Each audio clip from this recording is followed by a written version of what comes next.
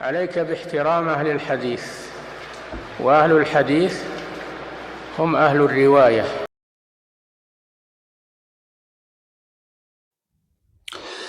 الحمد لله رب العالمين، والصلاة والسلام على رسول الله الأمين محمد صلى الله عليه وسلم وعلى آله وأصحابه أجمعين ومن تبعهم بإحسان إلى يوم الدين. أشهد أن لا إله إلا الله وأشهد أن محمدا عبده ورسوله. أما بعد. Të gjitha adhurimet, falenderimet, lavdërimet i përkasin vetëm Allahut të lartmadhëruar, Zotit të botëve.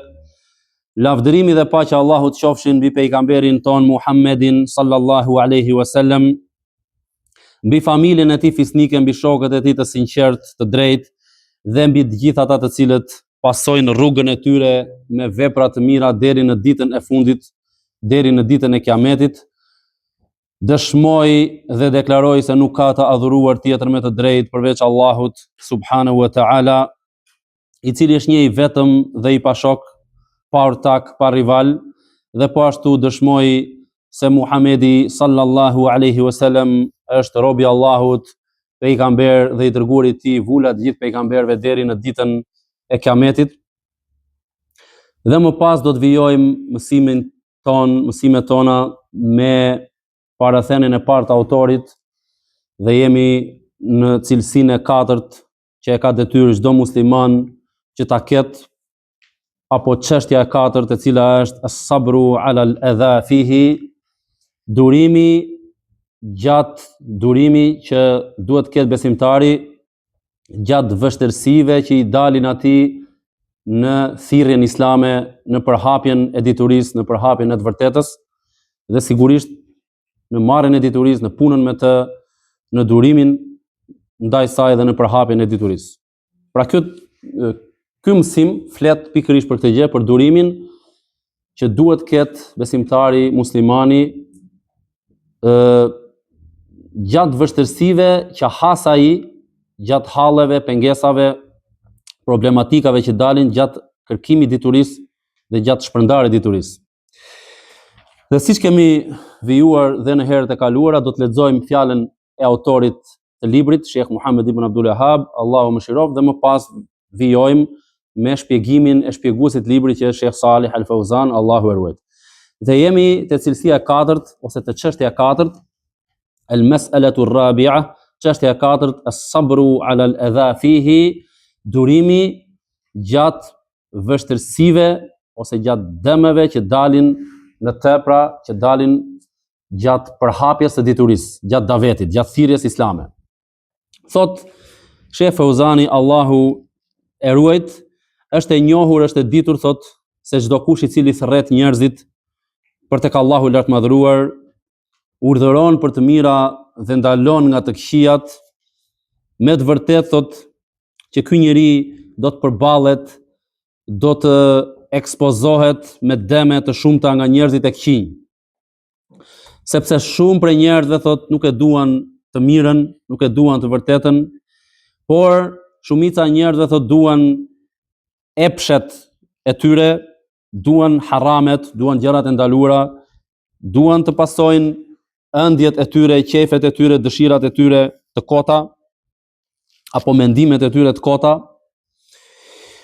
Dhe prandaj thot, nëse dikush vjen dhe i thërret njerëzit për tek Allahu i lartmadhëruar dhe i kundërshton, i refuzon epshet e tyre, epshet e njerëzve, patjetër që ky njeri thot do të has, do të përballet me reagimin e tyre, me reagim që ka në të që përbëhet nga fjalët dhe nga veprat. Pra do të marr reagim nga njerëzit të cilët ai thërret, dhe reagimi i tyre do të jetë me fjalë ose me vepra.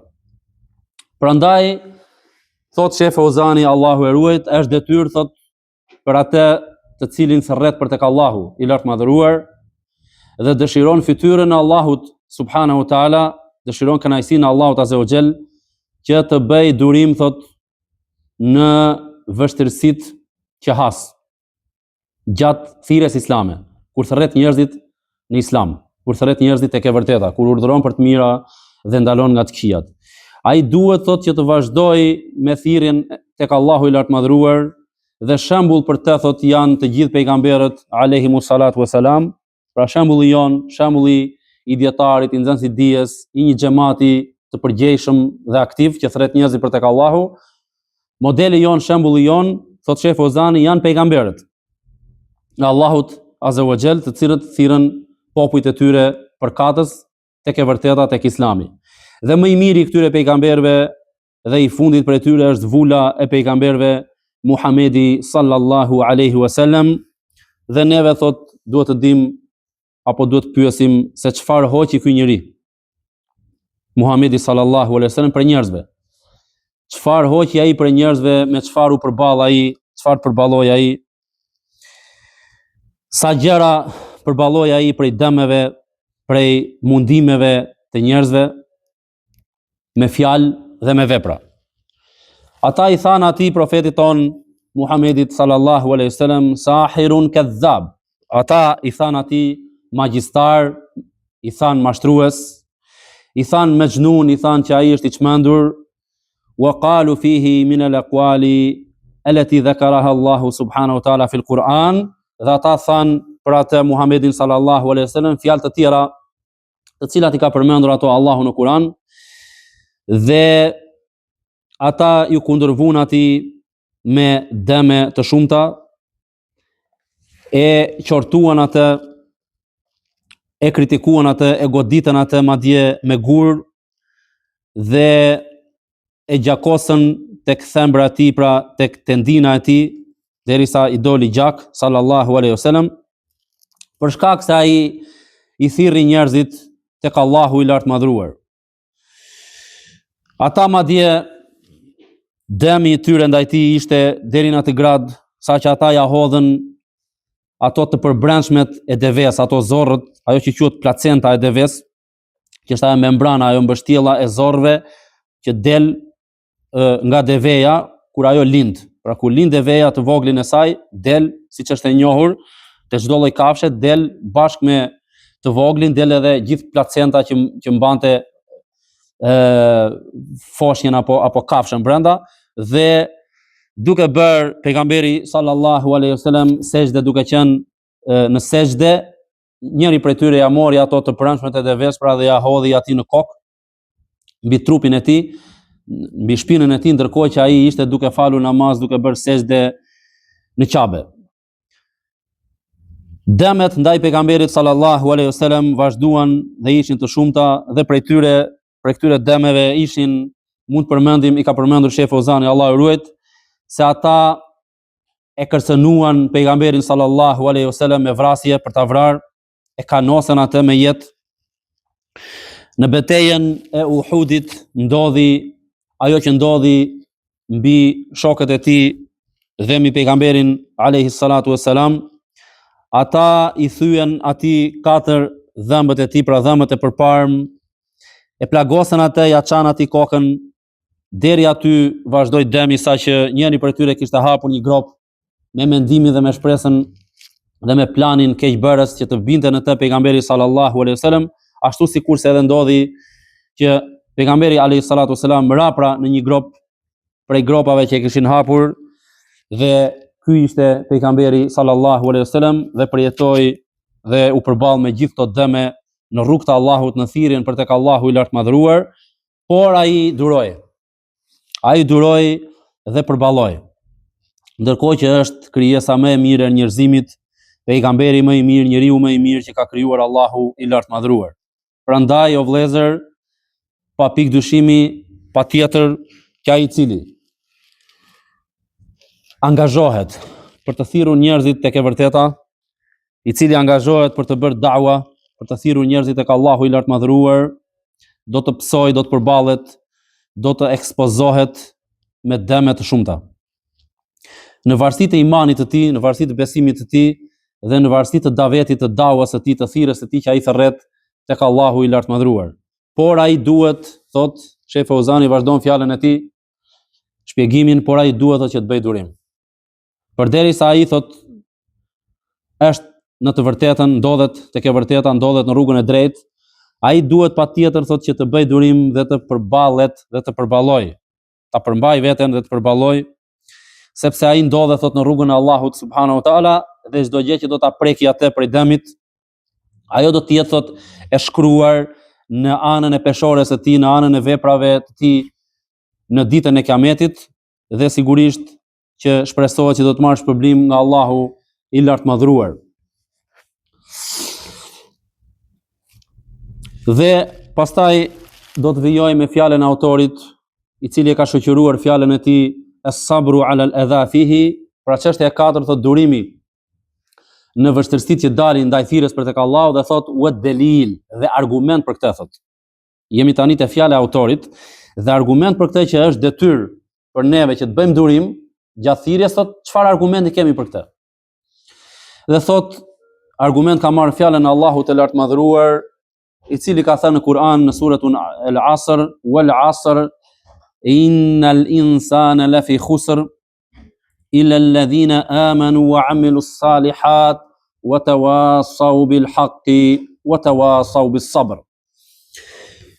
هذه المسائل الأربع يجب أن تتعلمها بالتفصيل. Thot këto katër çështje është detyrë që ti mësosh me detaje, me hollësi. Aleikum selam rahmetullahi wa barakatuh. Por Sheikh Fauzani tani thot, po a ka argumentot që ne kemi detyrë të mësojmë këto katër çështje, thot, a ka përmendur shehu thot në një argument? Sepse thot ai thot që këto katër çështje është detyrë që ne t'i dimë ato thot. Dhe ai na ka premtuar ne thot këtu flet tashti me lavdërime për shehun, për autorin e librit Sheikh Muhammed ibn Abdul Wahhab, dhe thot ai na ka premtuar neve thot që nuk thot në një fjalë, nuk thot diçka thot, vetëm se ka argument për të. Prandaj thot Sheikh Fauzani, atëre ku është argumenti thot që ne kemi detyrë t'i dimë këto katër çështje, dhe prej tyre çështja e katërt është që kemi detyrë që të kemi durim gjatë thirrjes islame. Pra ku është argumenti për këtë thot? Bën pyetje retorike shehu dhe thot: "Qala ad-dalil ala dhalika." Tani Sheikh Fauzani sqaron fjalën e autorit, thot argument për këtë thot është fjala e Allahut të lartëmadhruar, Bismillahirrahmanirrahim, me emrin e Allahut të gjithëmëshirshmit, mëshirëplotit, wal 'asri innal insana lafi khusr illa alladhina amanu wa 'amilus salihat wa tawassaw bil haqqi wa tawassaw bis sabr. Thot argument është fjala e Allahut të lartëmadhruar, pasha kohën, pra betohem në kohën, nuk ka dyshim që njeriu ndodhet në një humbje të sigurt. Pra njerëzimi, i gjithë njerëzimi, pa asnjë lloj përjashtimi, ndodhet në një humbje të garantuar, të sigurt. Përjashtim bëjnë vetëm ata që kanë këto katër cilësi që i ka përmendur Allahu i lartëmadhruar në Kur'an në këtë sure, illa alladhina amanu, përveç atyre që besuan. Këta janë të shpëtuar. Wa amilus salihat, dhe vepruan vepra të mira, bën vepra të mira, wa tawassaw bil haqqi, dhe e porositën njëri tjetrin për të vërtetën, që t'i përmbahen të vërtetës, rrugës së drejtë, wa tawassaw bis sabri, dhe porositën e këshilluan njëri tjetrin që të jenë të durueshëm. Dhe thot Sheikh Fauzani në fjalën e Allahut illa alladhina amanu, hadhihi hiya al-mas'alatu al-ula. Fjala e Allahut të lartëmadhruar përveç atyre që besuan, kjo është çështja e parë thot, që na ka thënë autori neve që është detyrë për juve, është detyrë për neve që të dimë këto katër çështje. E para kush ishte? Kush na kujton? Kush ishte çështja e parë që është detyrë? Dituria, përgjigje saktë. Pra el-ilm, çështja e parë është dituria. Sepse thot Sheikh Fauzani, nuk mundet do të ekzistojë imani, pra illa alladhina amanu, përveç atyre që besuan, e ka lidhur Sheikh Fauzani besimin këtu me diturinë. Se thot, nuk ka mundësi që të besojë njeriu, nuk ka mundësi që të ekzistojë imani, besimi vetëm se me dije. Pra nuk ka iman pa dituri, dhe nuk mund të ketë iman pa dije. Prandaj thot, çështja e parë është dituria, dhe është përmendur kjo cilësi thot në fjalën e Allahut illa alladhina amanu, përveç atyre që besuan. Pra që besuan me çfarë? Me dituri. Sepse thot nuk është e mundur besimi, të ekzistojë besimi pa dije, pa dituri. Dhe tani thot çfarë është dituria? Atë që kemi përmendur edhe në mësimet e kaluara, thot wa huwa ma'rifatullahi, dhe ajo është njohja e Allahut. Wa ma'rifatu nabiyhi, dhe njohja të dërguarit të tij. Wa ma'rifatu dinil islami bil adilla, dhe njohja e fesë islame me argumente. Kalon më pas Sheh Feuzani tek çështja e dytë, që kemi marrë ato 4 çështje që janë detyrë. Thot el mas'alatu thaniya, çështja e dytë kush ishte? Kush na i kujton çështën e dytë? Na vëllezrit? E dyta puna. Puna me dijen, përgjigje saktë. Mashallah Dori. Pra çështja e dytë është puna me dijen. Mbasi e morëm diturinë tashti, kërkohet nga çdo musliman dhe muslimane, besimtar dhe besimtare që ta veproj, ta praktikoj, ta aplikoj atë dituri. Atëre, puna me dijen, argument është fjala e Allahut wa amilus salihat. Jemi te surja Asr. Pra, wal asr, pasha kohën, betohem në kohën, innal insana lafi khusr, s'ka dyshim që njerëzimi është në një humbje të plot, dhe illa alladhina amanu, përveç atyre që besuan, që është çështja e parë, wa amilus salihat, dhe bën vepra të mira. Hadha al-amalu bil ilm. Bën vepra të mira, thot Sheh Feuzani, kjo është puna me dijen. Çështja e tretë, al-mas'alatu thalitha, çështja e tretë ose cilësia e tretë. Wa tawasau bil haqqi. Fjala e Allahut të lartë madhruar në surën Asr, dhe ata të cilët porositën njëri tjetrin për të vërtetën. Porositën njëri tjetrin, këshilluan njëri tjetrin, e thirrën njëri tjetrin, i bën thirrje njëri tjetrit, i bën apel njëri tjetrit për të vërtetën, që t'i përmbahen të vërtetës. Fa hadhihi ad-da'watu ila al-ilm wal-amal. Ky ajet Kurani thot është pikërisht çështja e tretë, është argument për çështën e tretë, që është thot thirrja tek dituria dhe puna me të. Çështja e katërt ose cilësia e katërt ndodhet përsëri në surën Asr, al-mas'alatu ar-rabi'a, çështja e katërt. Fjala e Allahut të lartë madhruar në Kur'an, wa tawasau bis-sabr. Dhe ata të cilët porositën, këshilluan njëri tjetrin, të jenë të durueshëm, porositën, këshilluan njëri tjetrin, të kenë durim. Nuk mjafton vetëm besoj, po në rregull, bëri vepra të mira në rregull, por do kesh sprova, do kesh teste, halle, probleme, brenga, pikëllime, sulme nga armiqtë e Allahut, sprova nga më të ndryshme, sëmundje, do t'i bjerë njeriu të besimit, do bëhet pesimist, atëherë ke nevojë për një shok, për një vëlla, që të këshillojë ty, të therrasë ty, të kujdes, se kjo sprov për Allah të bëj durim. Pra këta janë të shpëtuar që kanë cilësinë e katërt. Porositën njëri tjetrin për durim. Për durim për çfarë? Të bëjnë durim për çfarë? Wa tawasau, thot Sheh Feuzani, wa tawasau bis sabri ala al-adha. Ata të cilët kuptimi është që porositën njëri tjetrin, të jenë të durueshëm ndaj dëmeve, ndaj problemeve, vështirësive që do të hasin në rrugt të Allahut. Ila al-ilm, për marrjen e diturisë, pra kur marrin dituri, wal amalu bihi, dhe kur e praktikojnë të dije. Do të ketë pengesa, barra, brenga, pikëllime, ata këshillojnë dhe porosisin njëri tjetrin që të kenë durim gjatë përhapjes diturisë dhe punës me të. Këto janë 4 çështjet që janë përmendur në këtë libër nga autori që thotë dije Allahut mëshiroft se është detyrë për neve të mësojmë këto 4 çështje, apo jo? Dituria, puna me të, thirrja e njerëzve në të dhe durimi. Këto 4 çështje që autori ka përmendur, nuk i ka përmendur nga kokë e tij, po i ka përmendur sepse janë të përmendura në Kur'an në surën Asr, që ne sapo e përmendëm.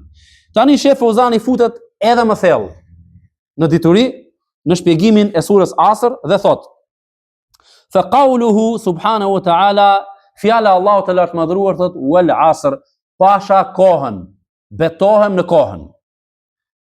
Në gjuhën arabe asr do thot kohë ose periudhë, epok. Thot wal asr është emër që betohet Allahu i lartë madhruar, pra është koha që Allahu i lartë madhruar betohet në të, dhe qëllim për të thot është el waqtu waz zaman. Është koha thot që është koha, momenti specifik, ora, çasti, dhe zaman, periudha ose epoka, që është më e gjerë se sa kaq. Dhe Sheh Feuzani Allahu e ruaj thot, Allahu i lartë madhruar betohet thot për kohën dhe për epokën, për periudhën, e cila thot është një krijesë për krijesave të Allahut të lartë madhruar. Pra duhet ta dim se koha në cilën ne jetojmë, dita dhe nata, orët, çastet, momentet, ditët, netët, javët, muajt, vitet, e gjithë jeta është e krijuar nga Allahu i lartë madhruar dhe të gjitha këto janë në kohë.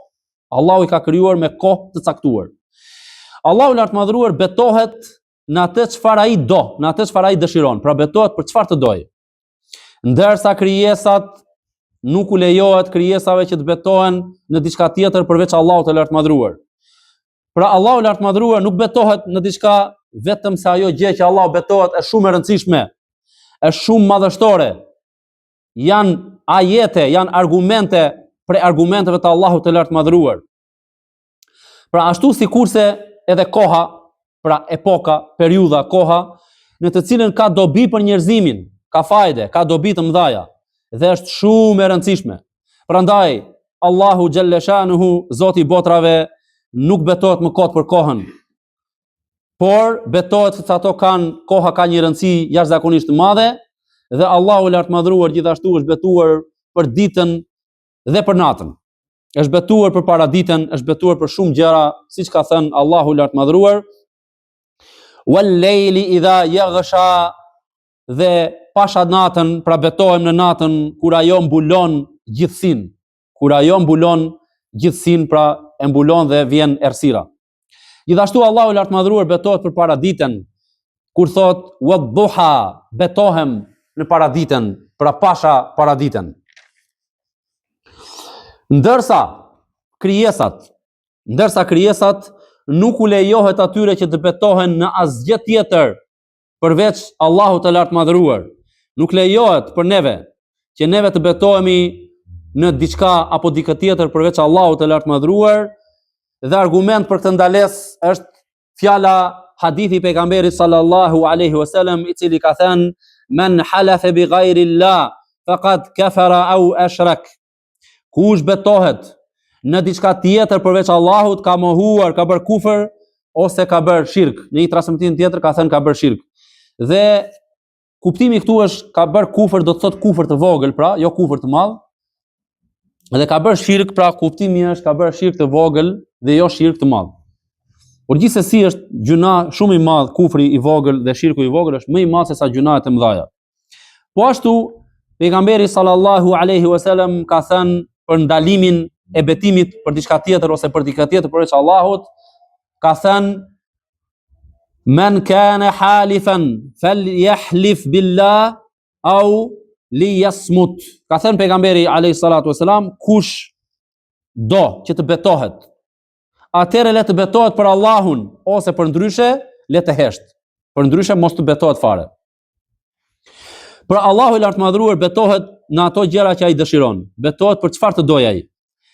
Dhe Allahu nuk betohet vetëm se në ato gjëra të cilat janë shumë të rëndësishme, madhore dhe madhështore, në të cilat ka dobi në to, ka mësime në to.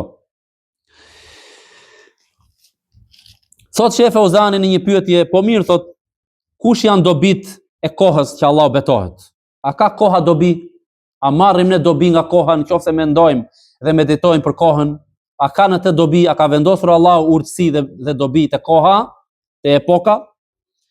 Thot, dobit që ndodhen të koha do të janë të shumta, janë madhështore, thot Sheh Fauzani, Allah i ruajt, dhe prej tyre thot janë nata dhe dita, të cilat thot ndërrohen me njëra tjetrën, zvendësojnë njëra tjetrën, ja lën vendin njëra tjetrës thot. Ato thot shkëmbehen me njëra tjetrën, hadha ya'khudh min hadha, pra njëra thot merr prej tjetrës, pra nata merr prej ditës dhe dita thot merr prej natës. Njëra thot zgjatet dhe tjetra shkurtohet dhe pastaj janë asjellta, njëra shkurtohet dhe tjetra zgjatet. Në këtë thot sistem, në këtë rregull, në këtë rend, thot kaq të habitshëm, kaq madhështor, kaq të çuditshëm, i cili thot nuk ngec asnjëherë. Pra nuk ngec, nuk mbetet mbrapa, nuk tërhiqet dhe as nuk ndryshon, por ai vazhdon gjithmonë në të njëjtin rregull.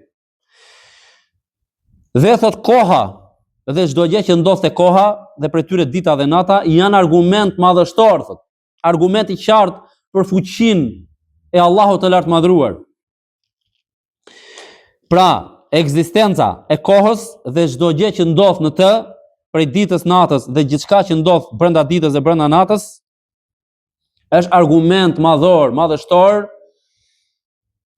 që tregon për fuqinë e Allahut të lartë madhruar.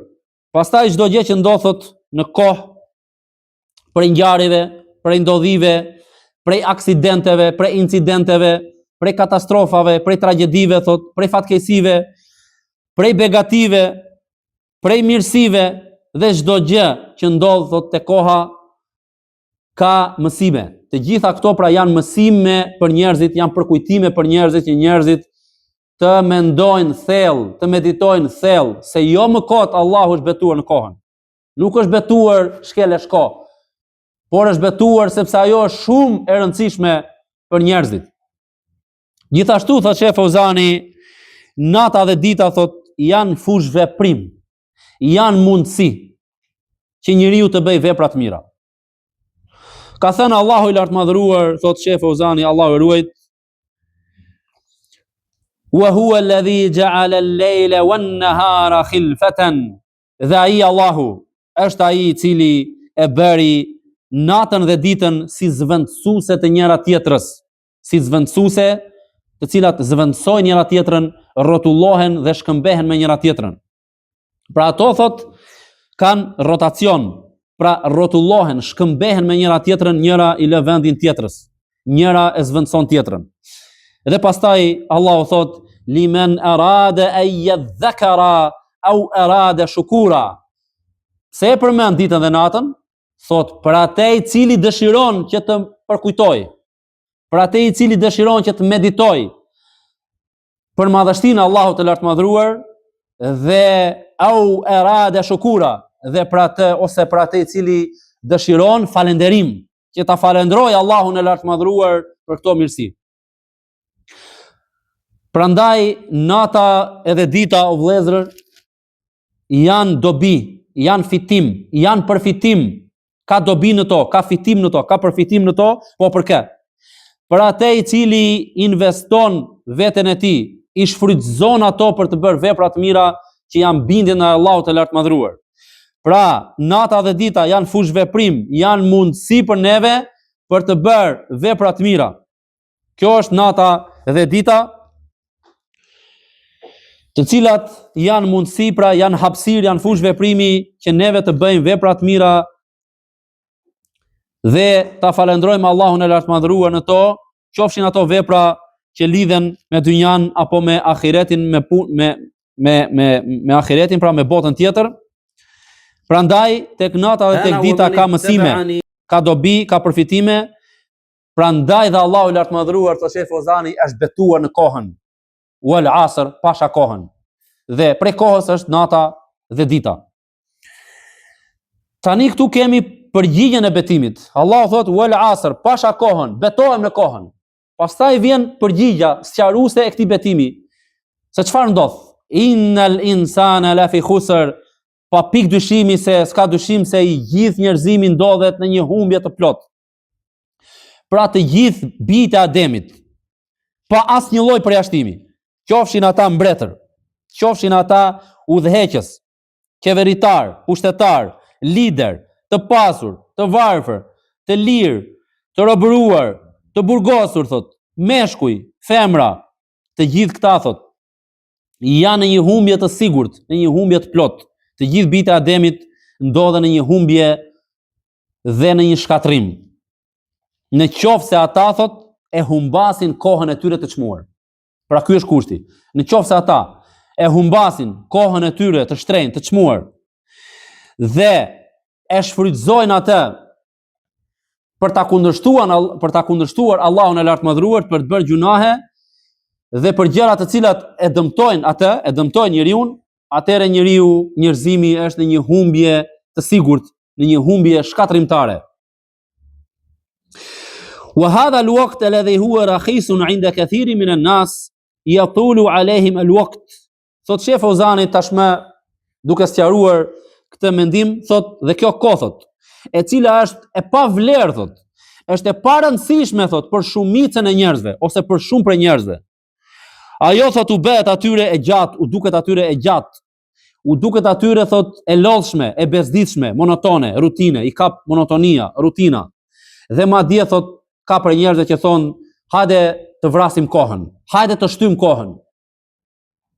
Ata, thot, shkojnë, thot, në për vende argëtuse, në për vende ku janë shkak ose janë sebeb që ata shpërqendrohen. Pra i shpërqendrojnë, i largojnë ato nga punët më të mira, më të rëndësishme. Ata thot mundohen, përpiqen thot të udhtojnë jashtë, qoftë thot për pushime, qoftë për kaluar kohën, qeshin thot, tallen, bëjnë shakapra për të vrarë kohën. Janë ata të cilët thot e kanë vrarë atë thot dhe e kanë humbur atë thot. Këta njerëz të cilët veprojnë kështu thot, të cilët e kalojnë kohën e tyre në formë dhe në mënyra të padobishme, madje të dëmshme, pikërisht thot janë këta që janë në një humbje të sigurt thot. Dhe janë këta kategori njerëzish të cilët do të ndjejnë pendes, do të pendohen dhe do të ndihen keq, do të ndihen keqardhje në ditën e Kiametit. Pasi koha thot është burimi, është baza, është origjina e lumturisë, në qoftë se ata do ta ruajnë atë. Pra nëse ata do ta ruajnë kohën, kjo kohë është sebeb, është shkak, është bazë për arritjen e lumturisë në këtë botë dhe botën tjetër, nëse njerëzit e shfrytëzojnë atë për të bërë vepra të mira dhe për t'u larguar nga gjunahet. Prandaj të gjithë bijtë e Ademit, vazhdon Sheh Fauzani shpjegimin e tij, të gjithë bijtë e Ademit janë në një humbje dhe shkatrim, përveç atyre të cilët karakterizohen nga 4 cilësi, i rikthehet edhe një herë, e përforcon edhe një herë shpjegimin e surës Asr dhe shpjegimin e fjalës autorit që tha është detyrë për neve që të dimë këto 4 çështje, e të cilat janë dituria, puna me të, thirrja në të dhe durimi gjatë vështirësive të saj. Dhe thotë Sheh Fauzani, të gjithë njerëzit janë në humbje dhe shkatrim, përveç atyre që kanë këto 4 cilësi që ne sapo i përmendëm, dhe i themi edhe një herë që janë dituria, puna me të, thirrja në të dhe durimi gjatë vështirësive të dijes. Dhe thot, femeni tasafa bi hadhihi sifat al-arba naja min hadhihi al-khasara. Prandaj, kush i ka këto 4 cilësi thot, ai do të shpëtoj nga humbja dhe shkatrimi në ditën e Kiametit.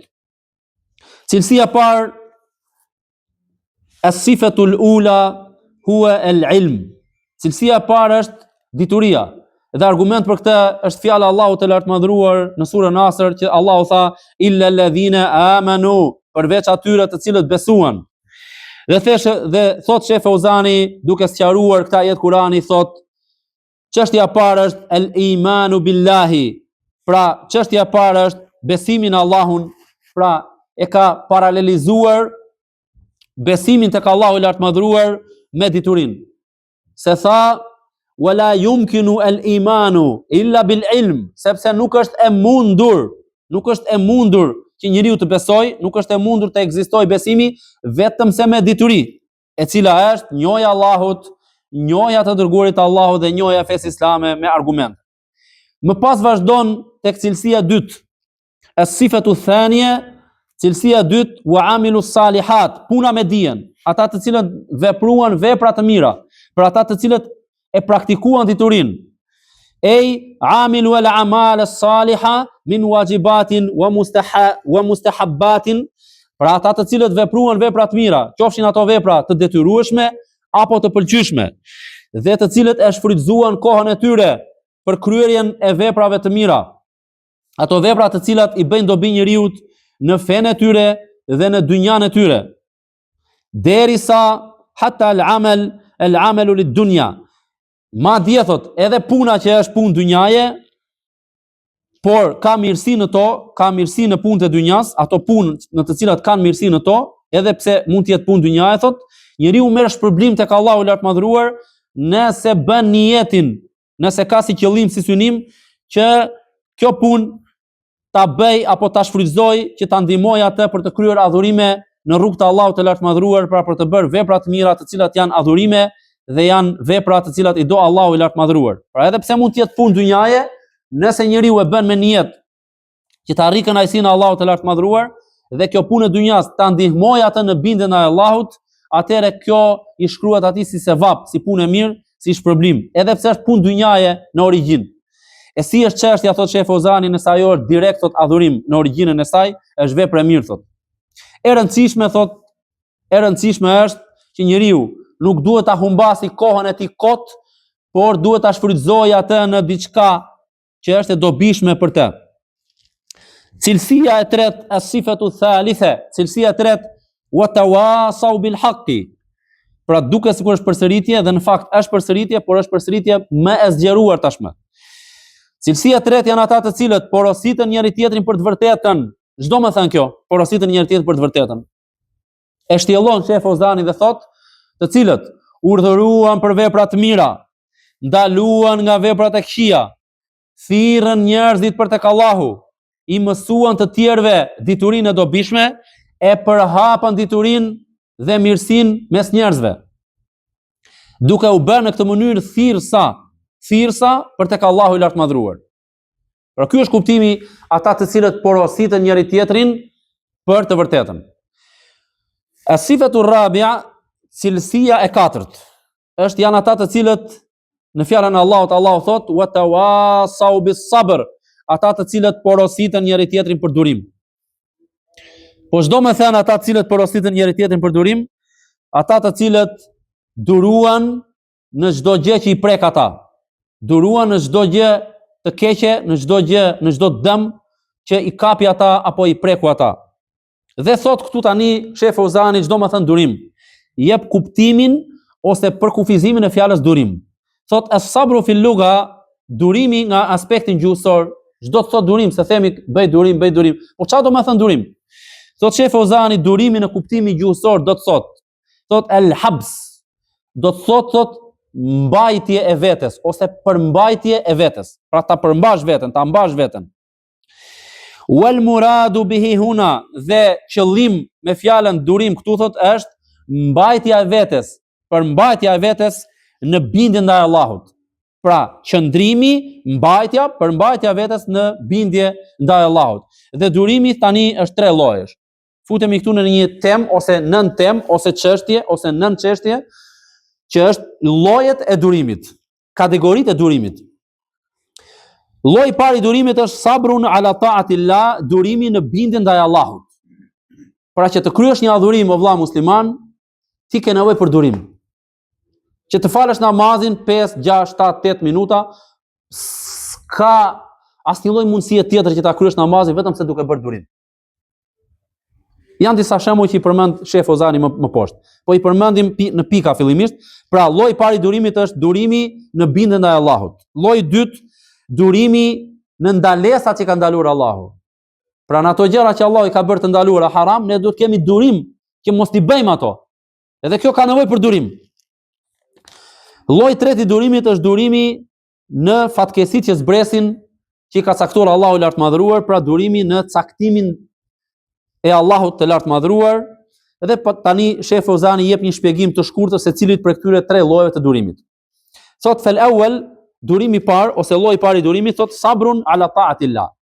Durimi që është në bindje ndaj Allahut. Pra durimi i bindjes ndaj Allahut të lartëmadhëruar. Sepse njeriu thot liana an-nafs turidu al-kasal, sepse njeriu thot zemra e njeriu, shpirti i njeriu, domethënë natyra e njeriu thot do dembelizmin.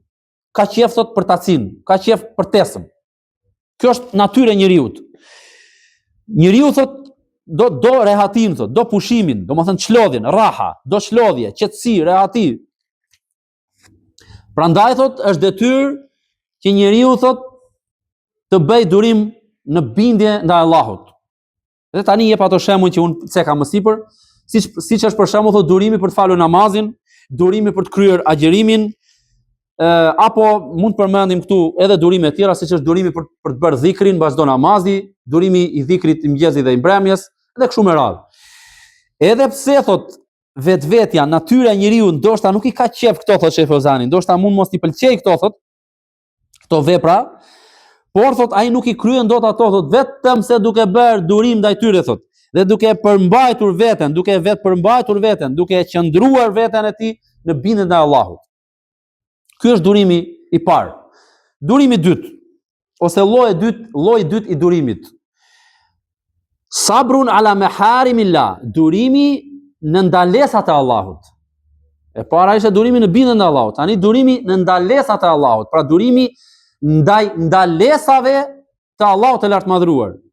Sepse thot Sheh Fozani, njeriu, shpirti i njeriu, nefsi, vetvetja e njeriu, natyra e njeriu thot do haramet. Pra anon, është e prirur për të anuar nga haramet, nga epshet. Njeriu thot anon nga ato thot. Njeriu thot ja ka enda, pra ka dëshirë të zjarrt, përmallohet thot për ndalesat, për haramet, për epshet, për qefet, për pasionet e daluara. Prandaj duhet thot që njeriu thot ta shtrëngoj veten e tij, të qëndroj thot, ta lidhi veten e tij, të shtrëngohet, pra të qëndroj dhe ta vetë përmbaj veten, pra të ketë vetë përmbajtje, ta vetë përmbaj veten e tij, ta përmbaj veten e tij ndaj ndalesave, pra ta frenoj, ta ndaloj, ta parandaloj veten e tij ndaj epsheve të ndaluara, ndaj harameve që ka ndaluar Allahu i lartmadhëruar. Por kjo ka nevojë për durim. Pra ti nuk mundet dot ta largosh veten tënde nga haramet, nga gjunahet, vetëm se duke bërë sabër, duke bërë durim. Dhe nuk është e lehtë thot. Pra e thot, kush e thotë? E thot dietari, Sheh Ozani. Nuk është e lehtë që njeriu thot ta ndaloj veten e tij thot nga epshet harame, nga epshet ndaluese, të ndaluara, nëse thot nuk ka sabër, nëse nuk ka durim. Sepse thot vetvetja e tij, shikoni vëllezër, vetvetja thot e dominon njeriu thot. E mund njeriu, e mposht, e vë poshtë. Themi ne e vuri vetja poshtë, e kupton? Më mposhti vetja, më mundi vetja. Pra njeriu vetvetja e njeriu, brendësia e njeriu, e kupton, e mposht njeriu. Prandaj thot dhe e mund atë dhe e bën që të anoj nga gjërat e ndaluara. Prandaj që të fitosh ke nevojë për durim. Dhe ky durim ishte durimi ndaj ndalesave të Allahut të lartmadhëruar. Lloji i tretë i durimit është as-sabru ala aqdarillahi al-mu'lima. Ky është shumë i rëndësishëm për të gjithë neve, pa përjashtim, pa pikë dyshimi. Shumë i rëndësishëm. Në çdo temë që ne diskutojmë, gati sa e përmendim këtë në tavolinat tona, trapezat tona, familjet tona, mes vëllezërve, shokëve, miqve, mes familjarëve, ky lloj i durimit është durimi ndaj atyre gjërave që ka caktuar Allahu i lartmadhëruar, por që janë sprova, që ti nuk i pëlqen ato, janë të dhimbshme. Pra, si mund ta perifrazojmë? Durimi ndaj gjërave të dhimbshme që ka caktuar Allahu. Durimi ndaj caktimit të Allahut, i cili mund të jetë i papëlqyeshëm për njeriu, mund mos t'i pëlqejë njeriu, se mund të ketë sprova, mund të ketë fatkeqësi në të, por nëse ndodhin ti duhet të kesh durim. Siç janë, thot Sheh Ozani, dhe këto thot janë fatkeqësitë, të cilat e prekin njeriu, thot, dhe përmend disa, siç është për shembull thot vdekja një të afërmi, ose humbja e pasurisë. Humbet një tregti, humbet një biznes, e zë depresioni, e zë mërzitja, qan, i bie imani dhe kështu me radhë, humbja e pasurisë. Ose thot një sëmundje që e prek njeriu thot. Prandaj duhet patjetër thot që njeriu të bëj durim ndaj caktimit të Allahut të lartmadhëruar dhe ndaj gjykimit që Allahu Azza wa Jall ka gjykuar për këtë çështje. Dhe jo thot të pikëllohet, të zemërohet, të rebelohet, të hidhërohet thot duke mos bërë durim. Pra jo të rebelohet, jo të zemërohet duke mos bërë durim, jo të zemërohet thot, por ai duhet ta përmbaj gojën e tij, gjuhën e tij thot nga vajtimi me zë. Ata cilët siç e keni parë në vdekje mortore të ndryshme, qofshin burra apo gra, fillojnë dhe vajtojnë ulërasin me zë. Pra jo të vajtoj nëse ndodh një fatkeqësi, ai duhet ta përmbaj thot gjuhën e tij nga vajtimi me zë, nga ulërimat vajtuese dhe gjithashtu ta ruaj veten e tij nga zemërimi, nga irritimi, nga rebelimi. Kur ndodh një fatkeqësi, por ta përmbaj veten e tij thot nga pikëllimi i tepruar, nga hidhërimi i tepruar, i cili bën kundërshtim me besimin në kaderin e Allahut. Dhe gjithashtu thot ai duhet ta përmbaj veten e tij thot dhe gjymtyrët e tij. Dhe ka dhënë një shembull këtu nga goditja e faqeve. Janë në disa popull, në disa tradita, fatkeqësisht edhe në popullin ton shqiptar, se kur ndodh një fatkeqësi, kur ndron jetë një i afërm, në përgjithësi kjo njihet te gratë, por edhe te burrat, ata vajtojnë me zë të lartë dhe godasin fytyrën, godasin ballin, godasin faqet, dhe ka përmendur këtu Sheh Ozani, pra ta ruaj veten e tij njeriu, ti ruaj gjymtyrët e tij, ta ruaj thot veten e tij nga goditja e faqeve dhe nga grisja e rrobave, nga shkyrja e rrobave, sepse thot kjo thot bën kundërshtim me durimin. Pra ky është durimi që duhet bën njeriu ndaj caktimit të Allahut kur zbresin fatkeqësi. Ndërsa për sa i përket të këqijave që janë deme, janë vepra të këqija, janë gjunahe, janë mangësi që ka njeriu, thot nuk bëjmë durim ndaj tyre thot, por i rregullojmë ato, i ndreqim, i përmirësojmë ato, pendohemi tek Allahu për to thot. Dhe largohemi prej tyre. Por kur ndodh një fatkeqësi thot, që ti thot nuk mund të bësh asgjë për këtë fatkeqësi, nuk e ndryshon dot. Nuk e ndron dot, nuk ndërhyn dot ti te kjo fatkeqësi thot Shef Ozani, pra nuk është në dorën tënde thot, por ajo thot është caktimi i Allahut të lartmadhëruar thot, nuk ishte me dëshirën tënde, me vullnetin tënd, por e ka caktuar Allahu i lartmadhëruar për të thot. Pra për ty, për njeriu, dhe kjo është një fatkeqësi thot dhe sprov për ty, një testim për ty thot, por mund të jetë edhe si dënim, edhe si ndëshkim për ty, për gjunahet e tua thot që ti i ke bërë. Siç ka thënë Allahu i lartmadhëruar për këtë në Kur'an, tani jep një argument ku Allahu azza wa jall thot: "Wa ma asabakum min musibatin fa bima kasabat aydikum wa ya'fu 'an kathir." Thot Allahu azza wa jall për këtë temë, çdo gjë e keqe që ju godet juve është për shkak të veprave që i vepruat juve me duart tuaja. Por për shumë të tjera ai u fal juve. Pra Allahu i lartmadhëruar për shumë gjëra të tjera i fal njerëzit. Fa idha hasalat lil muslim musibatun fi nafsihi. Por thot prandaj, nëse i ndodh muslimanit një fatkeqësi në veten e tij thot, au malihi, ose në pasurinë e tij, au waladihi, ose në fëmijën e tij, au qaribihi, ose në një të afërm të tij, familjar të tij, ose të ndonjë prej vëllezërve të tij thot, prej muslimanëve, atëherë thot ai duhet patjetër të bëj durim dhe të kërkojë me këtë shpërblim tek Allahu i lartmadhëruar, siç ka thënë Allahu azza wa jall në Kur'anin famëlart për ata të cilët bëjnë durim. Çfarë bëjnë ata? Çfarë thon? Allahu thot: "Alladhina idha asabathum musibatun qalu inna lillahi wa inna ilayhi raji'un." Allahu thot se ata njerëzit durimtar thon, ata të cilët kur i prek ata ndonjë fatkeqësi thon, ne me të vërtet jemi të Allahut dhe me të vërtet tek ai do të kthehemi. Inna lillahi wa inna ilayhi raji'un. Po çfarë shpërblimi kanë këta? Allahu thot pastaj në ajetin tjetër: "Ulaika alehim salawatum min rabbihim wa rahma wa ulaika humul muhtadun." Të tillët thot Allahu janë ata të cilët meritojnë falje nga Zoti i tyre dhe mëshirë, dhe të tillët janë ata të udhëzuarit në rrugën e drejtë. Dhe tani futet në esencën e temës Shef Ozani dhe thot, dhe prej këtyre llojeve të durimit, prej këtyre kategorive të durimit thot, është edhe durimi ndaj dëmit që e prek njeriu kur thret për tek Allahu i lartmadhëruar.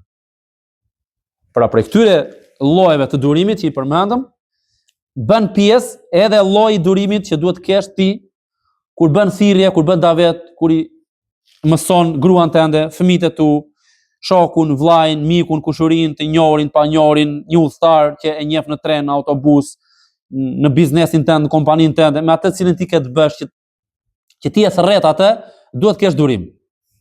Prandaj thot, nga këto lloj durimesh është dhe durimi që duhet kesh ti në dëmet që të prekin ty kur thërret për tek Allahu.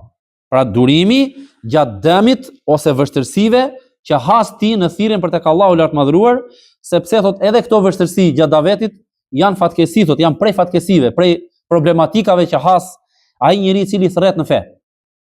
Prandaj duhet kesh durim ndaj çdo gjëje që ti has, ndaj çdo vështirësie që ti has në rrugë të Allahut, në rrugën e përhapjes së të vërtetës dhe e përhapjes së mirësive. Prandaj mos u largo o njeri.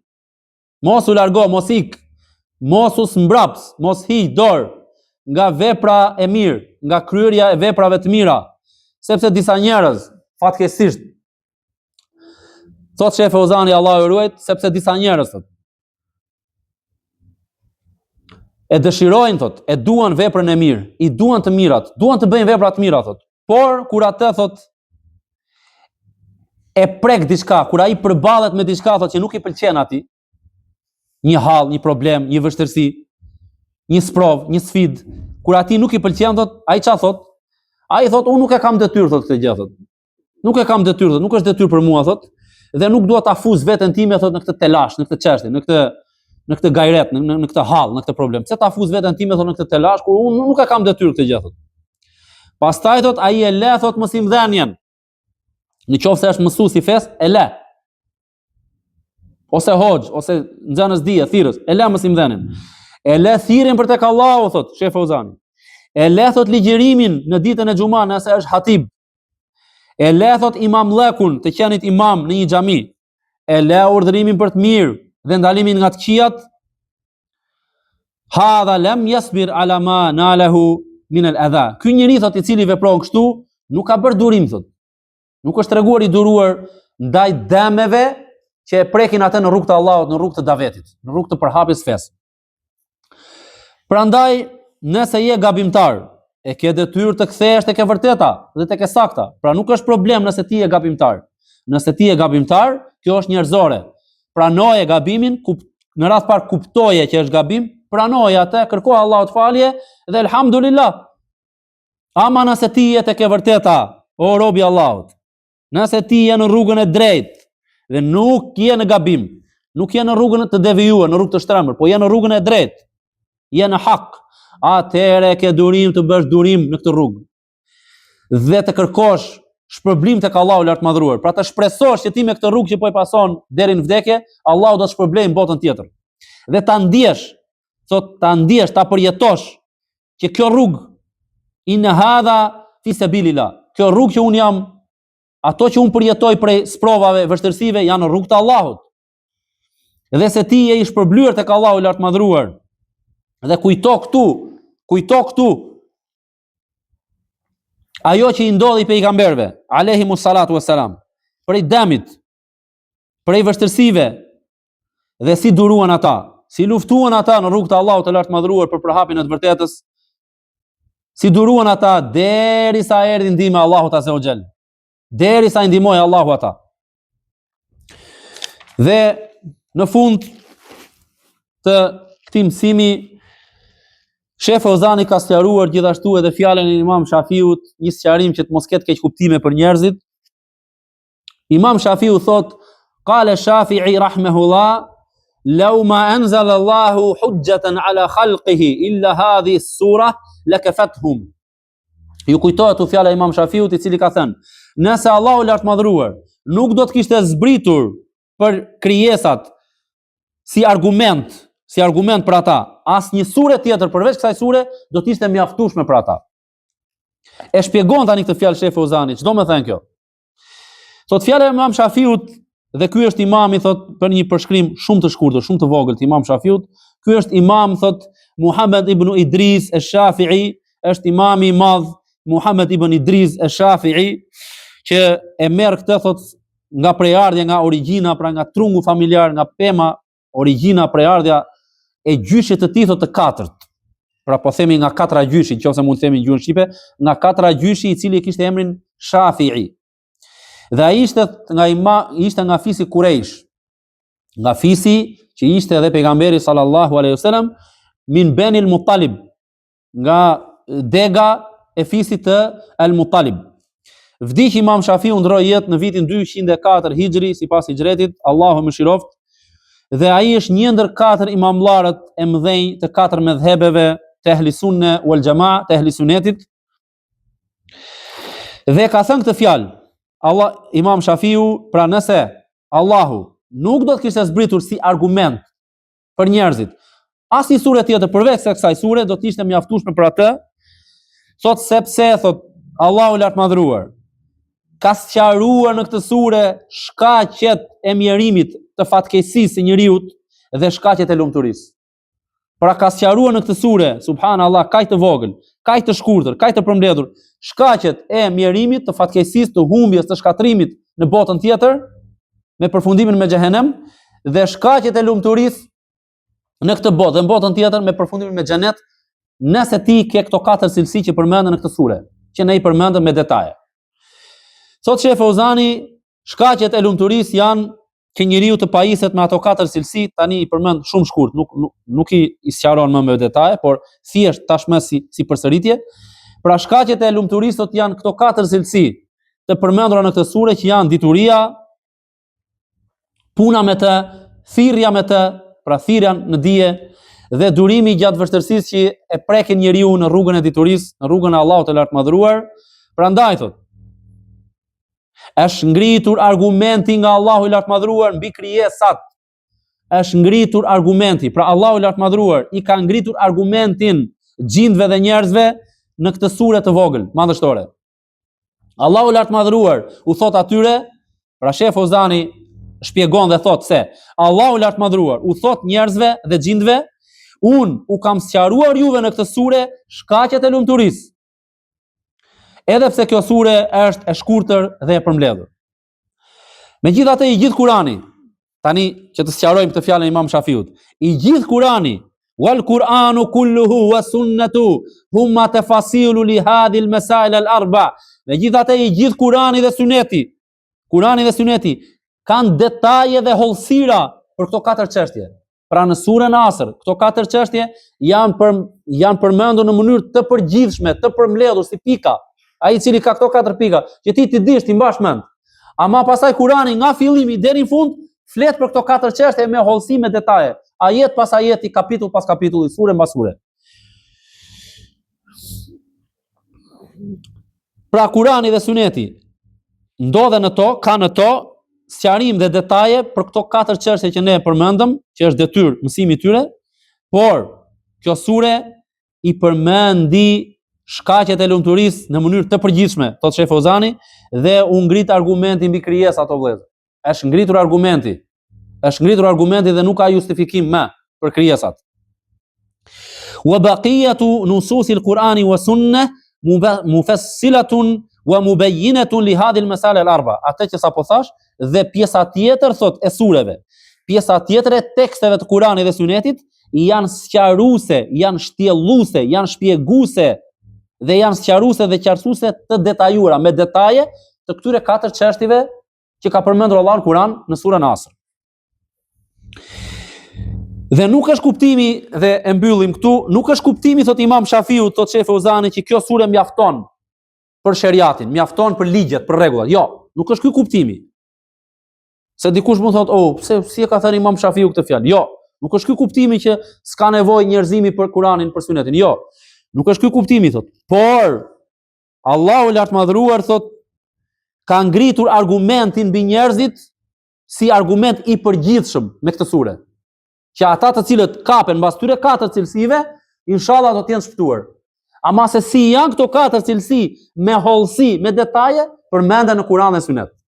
Ky është kuptimi i fjalës Imam Shafiut. Pra si argument i ngritur, kjo sure mjafton. Që ti të dish këto 4 cilësi, thuash kush i ka këto 4, është për njerëz të shpëtuar dhe argumenti është kjo sure.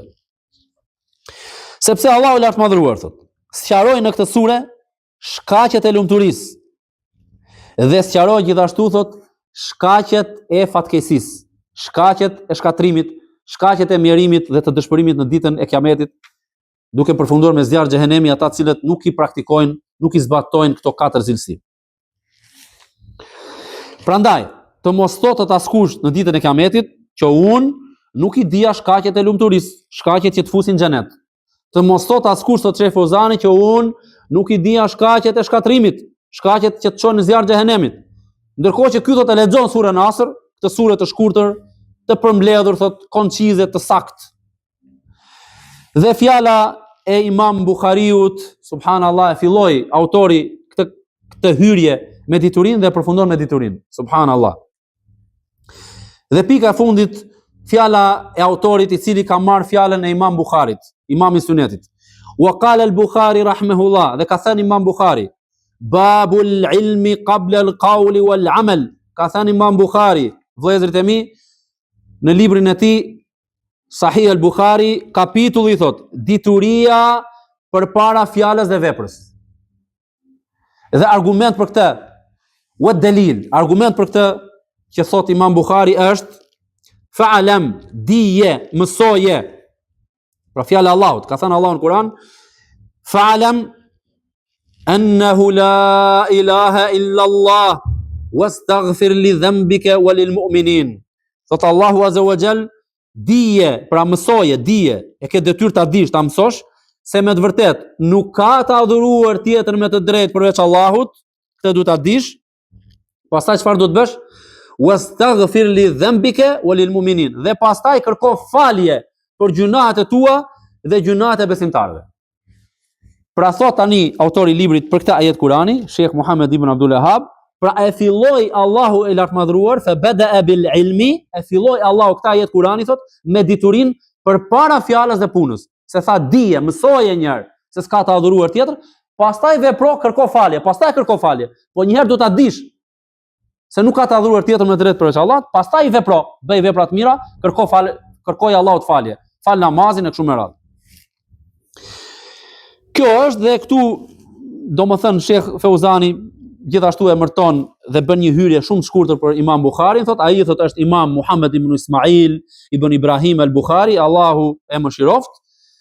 Pra ai e ka emrin thot Muhammed ibn Ismail ibn Ibrahim al-Bukhari, e ka marrë këtë emër thot nga krahina ose nga zona e Bukharës, që është një zonë në lindje. Ai është imami i madh i ehlul hadithit, i dietarëve të hadithit. Ishte një mal i mbajtjes përmendesh, një mal i madh i mësimit përmendesh, një mal i madh i hadithit dhe i dijes hadithit, dhe ai është autori i librit që ju e njihni të gjithë, Sahihu i Bukharit, i sakti i Bukharit, i cili është libri më i mirë, më i sakt mbas librit të Allahut Azza wa Jall. Sahihu i Bukharit. Dhe thot Sheikh Feuzani këtu së fundi, thot el ilmu qabla al qawli wal amal, thot pra dituria vjen thot përpara fjalës dhe veprës, sepse thot puna nuk la yanfa illa idha kana mabniyan ala al ilm, sepse puna thot nuk ka dobi, nuk i bën dobi njeriu, nuk është e dobishme vetëm nëse është e bazuar mbi dijen. Pra vetëm nëse bazohet mbi diturinë, atëherë do ta veprosh punën, jo pa dije. Ama thot, nëse dituria thot bazohet mbi ignorancë, ajo thot nuk i bën dobi njeriu. Përkundrazi thot është fatkesi për të, është bela për të, thot është përfundim i keq për të, është humbje dhe devijim thot në ditën e Kiametit, nëse njeriu vepron pa dije, vepron me ignorancë, me epsh, dhe nuk vepron me argument. Prandaj duhet thot që t'i jepet përparësi mësimit të dijes përpara veprës. Pra në fillim është dituria, dija, pastaj vjen puna. Pra ne mësojmë mirë namazin, pastaj e falim. I mësojmë rregullat e agjerimit, pastaj agjerojmë. I mësojmë rregullat e haxhit, të umrës, pastaj i kryejmë ato, edhe kështu me radhë. Rregullat e nxjerrjes zakatit e kështu me radhë. Dhe në fund, qauluhu wa dalil, dhe së fundi, pika e fundit fare, e përfundojmë mësimin elhamdulillah, argumentot është për këtë fjalë, për këtë kapitull që ka vendosur autori që dituria vjen përpara fjalës dhe veprës. Argument për këtë është fjala Allahut të lartmadhruar, fa'lam annahu la ilaha illa Allah. Dije o njeri, dije o Muhammed, dijeni o njerëz, fa'lam, dije se me të vërtet nuk ka të adhuruar tjetër me të drejtë përveç Allahut, wastaghfir li dhanbik, dhe pastaj kërko falje për gjunahun tënd, walil mu'minin, dhe gjunahun e besimtarëve. Prandaj thot Sheikh Feuzani, Allahu i lartmadhruar në këtë ajet Kurani e filloi thot duke thënë fa'lam, dije, mësoje, e filloi me diturinë, pastaj me veprën. Wa qawluhu ta'ala wastaghfir, dhe pastaj kërko falje, është punë thot. Pra mbasi ta dish që duhet ta dish që nuk ka të adhuruar tjetër me të drejtë përveç Allahut, pastaj thot wastaghfir, dhe kërko falje. Kërkimi i faljes është vepër, është punë. Thot Sheikh Feuzani, prandaj Allahu i lartmadhruar e filloi thot me diturinë përpara veprës, sepse puna nëse është e bazuar mbi ignorancë, ajo e dëmton njeriu, sikurse përmendëm, dhe fa yabda al-insan bil ilm, fa yabda al-insanu bil ilm, prandaj njeriu thot duhet ta fillojë thot me diturinë dhe pastaj thot të veprojë me të, dhe kjo është baza dhe esenca dhe origjina, dhe me këtë ne përfundojmë mësimin ton për sot, mbase mund të u zgjat paksa.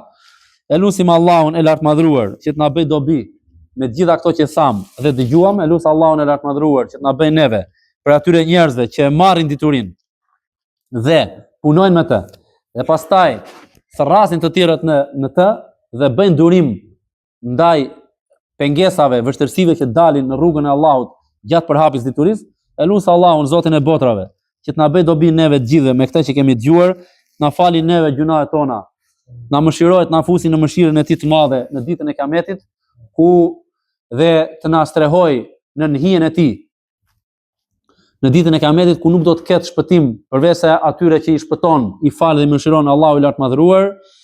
Allahu subhanahu wa taala i falt prindrit tan, të cilët na kanë rritur neve, na kanë edukuar neve, kanë sakrifikuar për neve një pjesë shumë të madhe të kohës së tyre për rritjen dhe edukimin ton. Allahu i fal të gjithë muslimanët dhe muslimanet, besimtarët dhe besimtarët.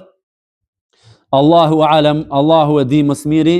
Wa sallallahu wa sallam ala nabiyina Muhammedin wa ala alihi wa ashabihi ajma'in, walhamdulillahi rabbil alamin.